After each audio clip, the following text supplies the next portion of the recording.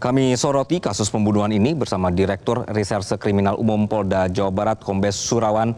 Pak Dir, selamat siang. Selamat siang, Mas.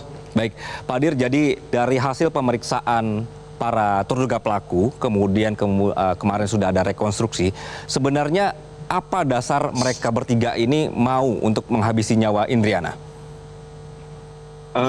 Yang pertama itu adalah atas permintaan dari DP, di mana antara DP, kemudian DA dan korban ini menjalin cinta segitiga.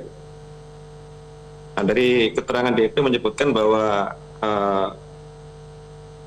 DA boleh kembali pacaran dengan DP asalkan korban harus hilang dari muka bumi. Oke. Dari pengakuannya DA sendiri, kenapa dia mau meladenin permintaan DP untuk membunuh Indriana? Alasannya karena DA masih merasa sayang dengan DP, sehingga permintaan DP dia penuhi. Memang awalnya dia tidak mau melakukan sendiri. Jadi karena terus-menerus dirayu oleh DP, kemudian yang bersangkutan akhirnya bersedia. Kalau memang tidak berani, ya harus mencari orang yang berani melakukan pembunuhan terhadap korban. Begitu. Berarti murni karena memang faktor permintaan dari sang pacar, bukan karena relasi kuasa, begitu ya Pak ya? Bukan, karena memang murni permintaan dari sang pacar. Oke, kemudian mereka ini melakukan kejahatan dengan menggunakan eksekutor, MR tadi. Mereka menemukan MR ini dari mana Pak? MR ini sudah kenal dengan DA, jadi DA menghubungi MR untuk melakukan eksekusi terhadap korban.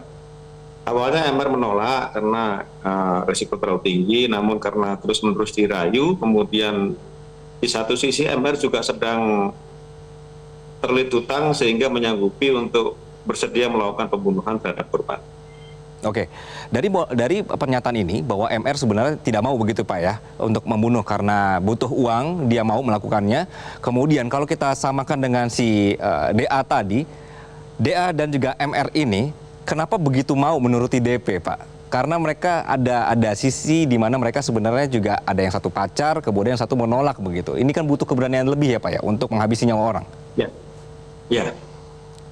Jadi efeknya memang karena DA ini masih sayang dengan DP, jadi dipaksa terus-menerus. Kalau memang dia mau kembali dengan DP lagi, ya harus korban hilang dari muka bumi. Artinya dibunuh begitu.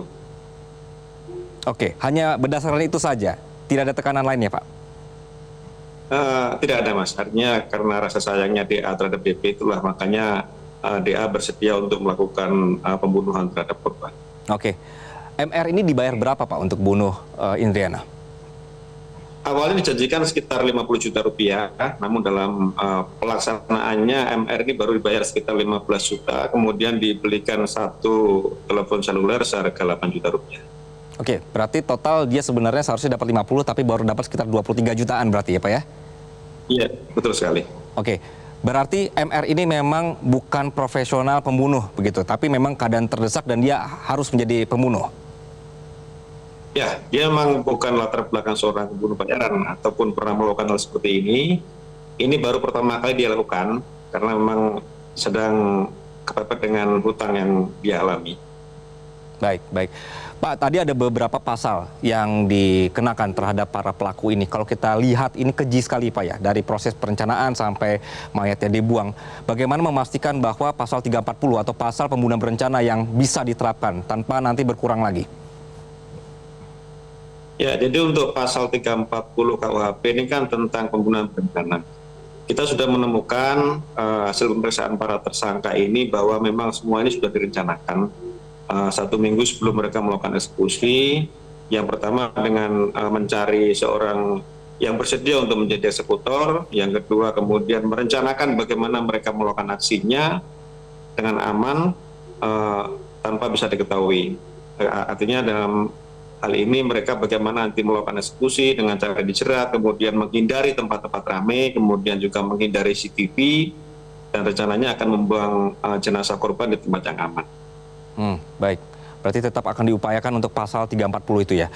Pak Dir, si pelaku utama atau dalang utama DP ini ada disebutkan di media bahwa sebenarnya adalah faktor ekonomi, faktor ingin menguasai harta korban juga. Tadi ada beberapa barang-barang berharga begitu.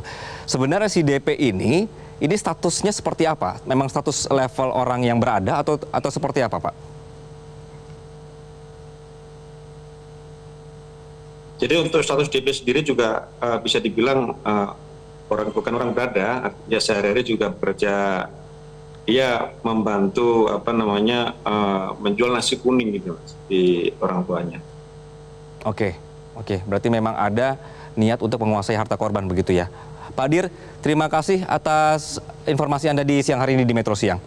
Jelajahi cara baru mendapatkan informasi. Download Metro TV Extend sekarang.